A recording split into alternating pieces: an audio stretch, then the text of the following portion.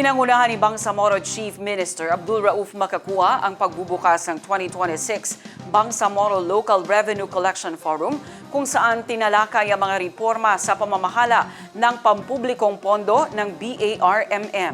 Ang News Now sa report.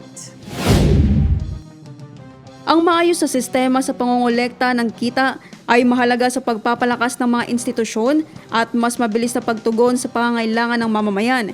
Ito ang sinabi ni BARMM Chief Minister Abdul Rauf Makakua sa pagbubukas ng 2026 Bangsamoro Local Revenue Collection Forum kung saan tinalakay ang mga reforma sa pamamahala ng pampublikong pondo ng BARMM. Isinagawa ang forum araw ng Huwebes, May 21 sa Cotabato City kung saan idiniin niya sa kanyang talumpati na ang bawat pisong nakokolekta ng Bangsamoro government ay nagtataglay ng tiwala ng publiko. Kaya't may pananagutan aniya ang mga ahensya sa tamang paghawak, pagdodokumento, pagpapadala at pagprotekta sa mga pondo.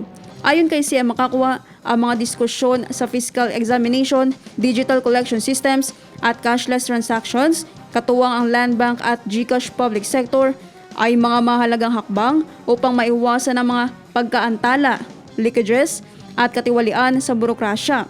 Ipinaalala rin ni CM Makakua na ang prinsipyo ng moral governance ay dapat mapatunayan aniya sa pang-araw-araw na operasyon ng pamamahala sa pamamagitan ng tapat na pag-uulat at pagsunod sa mga itinakdang proseso.